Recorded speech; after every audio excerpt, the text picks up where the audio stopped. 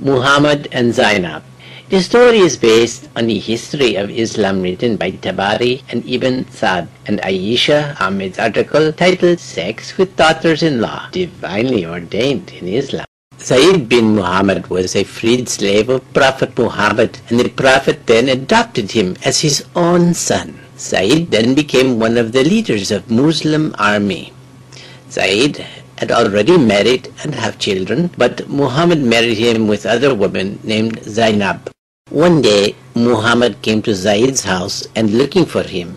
Zayd, where are you? Zayd was not at home at the time, and Muhammad found Zainab still on her bed. Oh, Rasulullah, Zayd was not at home right now. Zainab jumped up quickly and excited the admiration of Allah's messenger. Glory be to Allah Almighty who causes hearts to turn. Then Muhammad left the house. Zainab was wondering what did Muhammad mean by his saying. When Zayd came home, Zainab told him what happened. They realized that Muhammad was sexually attracted to Zainab. Because Zayd loved his adopted father, he was willing to offer his wife to Muhammad. So Zayd came to the Prophet's house. Rasulullah, you are just like my own dad. If you are interested in Zainab, then I will divorce her so that you can marry her. No need to do that. Keep thy wife to thyself and fear Allah. I will not touch Zainab again for your sake, Rasulullah. Keep thy wife to thyself and fear Allah. Whew, what a relief. Although saying that, actually Muhammad hid his desire. Quran, Surah 33, verse 37. And when thou said unto him on whom Allah had conferred favor, and thou hast conferred favor, keep thy wife to thyself, and fear Allah, and thou didst hide in thy mind that which Allah was to bring to light, and thou didst fear mankind, whereas Allah had better right than thou should fear him. Ibn Sa'd wrote, when Muhammad was sitting and talking to Aisha, he suddenly was in a trance. After that, he smiled and said, Who will go to Zainab to bring her the glad tidings that God from above gave her to me in marriage? I feel that your Lord hastens in fulfilling your wishes and desires. To make a long story short, Zainab was in Muhammad's bed within a few days. Quran, Surah 33, verse 37. So when Zayd had performed the necessary formality of divorce from her, we gave her unto thee in marriage, so that henceforth there may be no sin for believers in respect of wives of their adopted sons, when the latter have performed the necessary formality of release from them. The commandment of Allah must be fulfilled. In Arab culture, a daughter-in-law was like one's own daughter, irrespective of whether the son was biological or adopted. The news that the Prophet violated his own beloved son's wife enraged Madinans. They confronted him. Rasulullah, open the door! We have questions for you! MashaAllah, what has happened, my people? O Prophet of Allah, how could you? Of all the people and apostle of God, carrying out a disgusting and despicable act of sleeping with your own daughter-in-law? Your harem is bursting at the seams with young and beautiful wives. On top of that, you regularly take 20% cut from the crop of infidel captured women as your share of booty.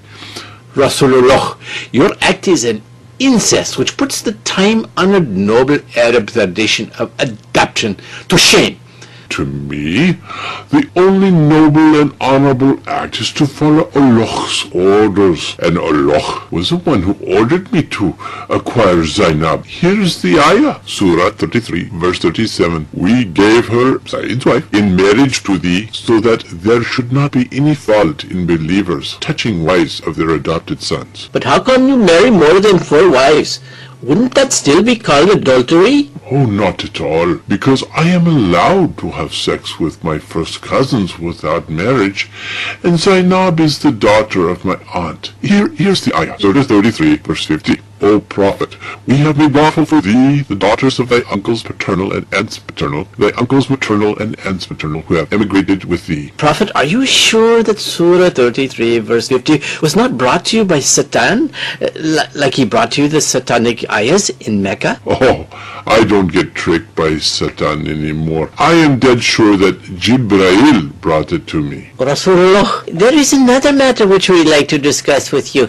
We are told that you have been sleeping with Muslims after you sent us on jihad to far-off places. Is that true? Oh, yes, it is. Believing women offer themselves to me in the hope of salvation and special favors from Allah in the hereafter, and Allah has allowed me to fulfill the request by Surah 33, Ayah 50. And also allowed is any woman believer if she gives herself to the Prophet, and if the Prophet desires her to have sex.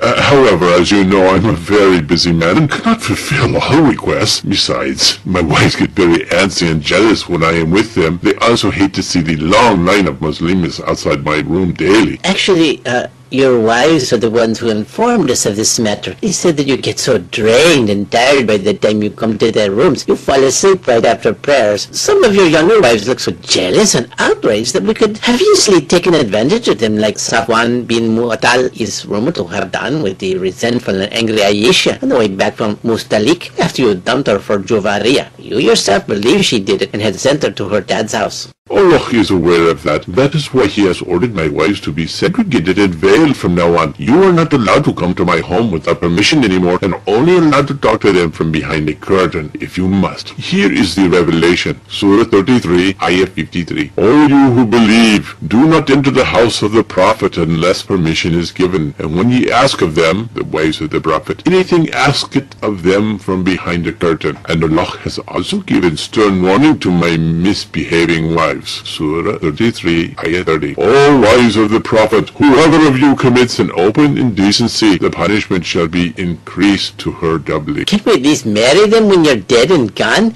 Because poor girls look so young and unfulfilled while you're old and ready to kick the bucket. No way. Nobody should touch them even after I'm gone. Why not? You do it. Because Allah said so. Surah 33, verse 53. And ye must not marry his wives after him forever. This would be a grave offense to God. Oh, forget about your wives.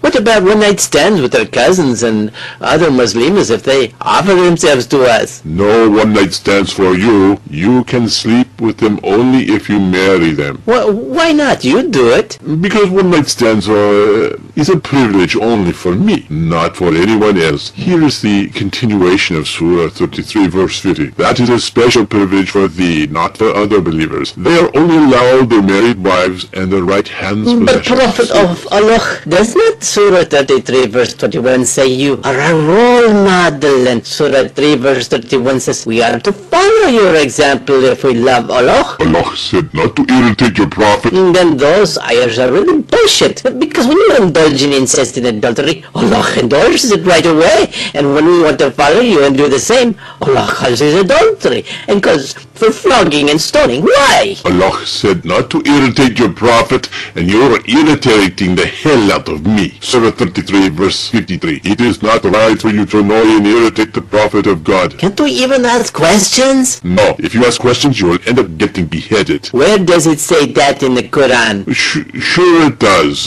Surah 5 verses 101, 102 says, don't ask questions. You lose faith by asking questions. The moral of the above fill-in-the-blank Quranic story. Your brain is like your donkey, and Islam is like a mosque. You can ride your donkey anywhere you want, but when you enter the mosque, leave your donkey at the gate.